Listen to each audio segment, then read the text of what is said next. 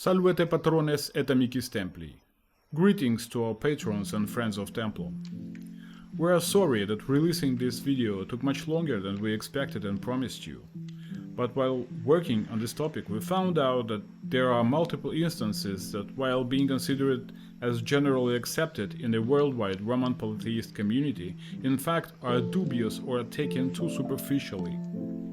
So we tried to dig deeper to offer you the most detailed yet brief enough overview of the Roman polytheistic household worship, the most popular approaches to it, and our own practices developed by members of our civitas for decades on the path of restoration of the Pax Deorum. Let us briefly overview what was the generally accepted concept of household worship in ancient Rome. You can find this approach everywhere, from Wikipedia articles to multiple books that, in slightly different details, give us basically the same picture. Household rituals were performed by the paterfamilias, the head of the Roman family at the Lararium, a temple-shaped home shrine, usually with one genius and two lares images, sometimes accompanied by a snake or snakes in a lower part of the composition. But if you look carefully at the basic concept that lay in the foundation of such a restored picture, you will quickly see that the absolute majority of the literary sources that are considered to be the writings of the ancient Roman writers are in fact the manuscripts created in the 9th through the 11th centuries, and those related to the household rituals like Cato's De Agricultura in the 14th century by Christian monastery copyists. Archaeological finds of Lararia we know deriving the absolute majority from the Pompeii area, destroyed by the volcano eruption in 79 CE, meaning that this specific layout of Lararia was used in one specific region of Italian peninsula, and quite late, by the way, period of time. Considering just two instances cited above, makes much of the historical evidence such that cannot be considered as reliable sources. Plus, bear in mind that modern scholar reconstruction of the religious practices of the past are often biased due to the religious or atheistic background of some of the researchers involved.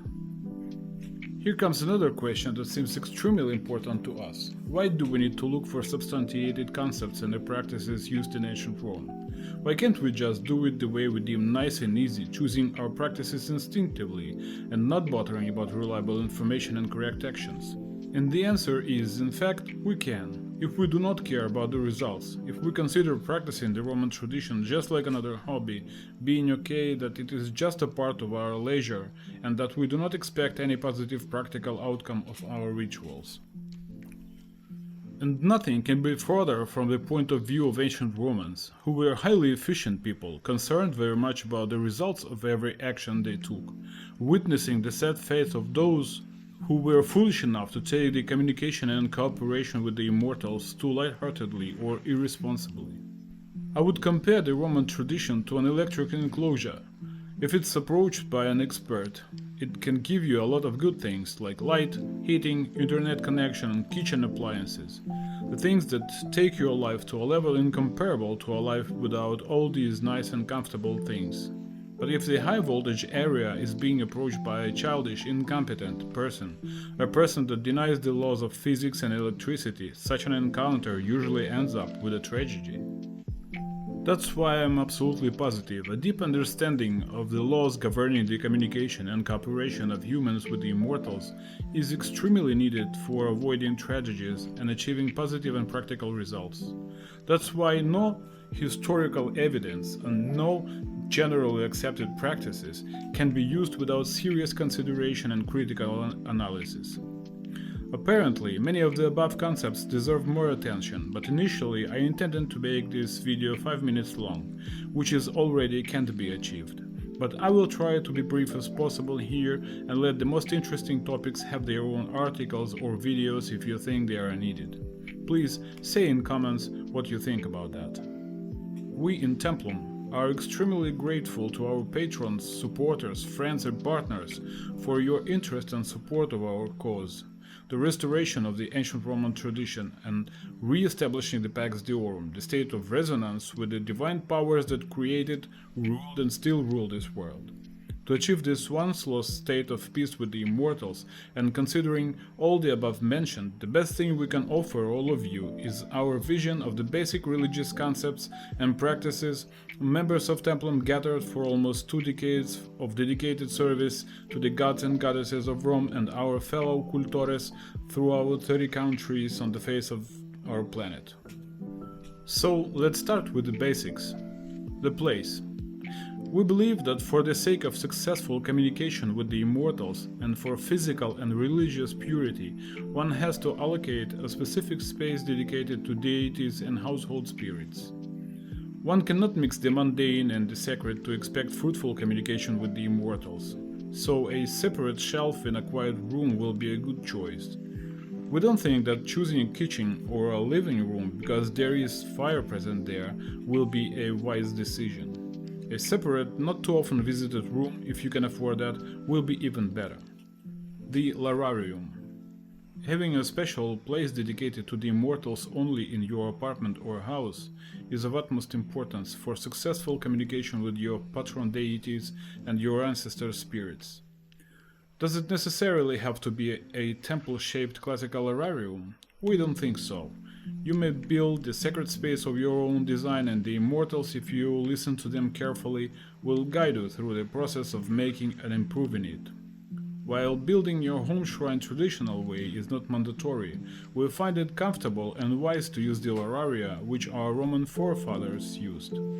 You can try to build it yourself or purchase it from a good and competent manufacturer, one of which is Arx Mercatura, for example. The patron deities, the genius and the lares.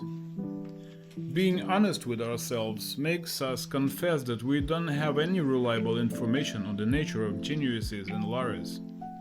There are a number of theories, none of which can be considered substantiated enough to use it as a part of the basic religious creed. For example, while the classic scene of a lararium with 1 genius and 2 lares is well known in many sources, the family lar is mentioned in a singular. The very concept of lar, in my humble opinion, refers rather to a patron spirit in general of a place, a person, a family, a crossroad, etc., but not to any specific deity or spirit. Even the most popular understanding of lares as a couple of deities, usually bearing drinking vessels in their hands and dancing, is no more than just one of the many alleged explanations of this scene. Some serious scholars assume that this pair of deities may represent the divine twins Dioscuri, and this theory stays quite substantiated, so we cannot be sure about the correct way of addressing ancestral spirits during our rituals. There is also a huge question about personal geniuses and Junos in our current situation, when we are the first people of our bloodlines in ages trying to re-establish our connections with the immortals, having dozens or even hundreds of generations of our physical ancestors who neglected the tradition and rejected the immortals in one way or another, either succumbing to one of the forms of superstitio or taking the atheistic stance and defying the very existence of our gods and goddesses. The way out? Start with the basics. Start performing your rituals to the good ancestors of your kin, as we call them, even being unable to call them by their names. They surely are tired of waiting, generation after generation, for some attention of their offspring, hoping the next generation will restore the communication with the immortals, so stupidly broken by bad ancestors of our pedigree. Start performing rituals to your patron deity or deities, if you can distinguish such. The ones that actually brought us back to the tradition, or just the one that you feel is the most appealing to you. Don't forget about Genii Loki, the guardian spirits of your geographical location. Bring them your offering from time to time, they will be pleased.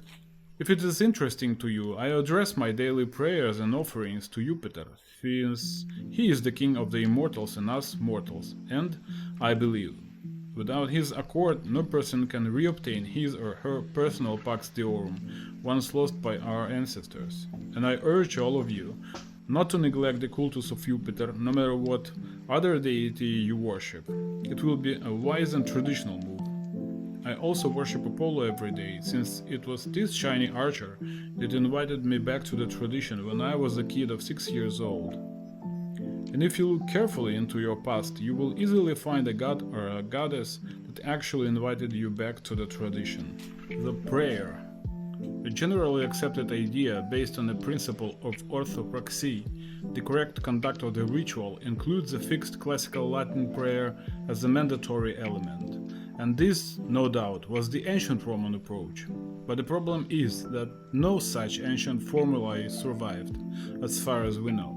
And to try and restore such ancient precationist prayers, one would have to try to combine the pieces or even their indirect mentions taken from the manuscripts created in the 9th through the 11th centuries and those related to the household rituals in the 14th century by Christian monastery copyists, which in my humble opinion gives us almost no hope to succeed in restoring the exact and correct ancient Roman religious formulae. No way out? Absolutely no. The deepest principle of the Roman tradition that once let Rome grow from a tiny village to the shining city on the hills is the continuity of the service to the immortals.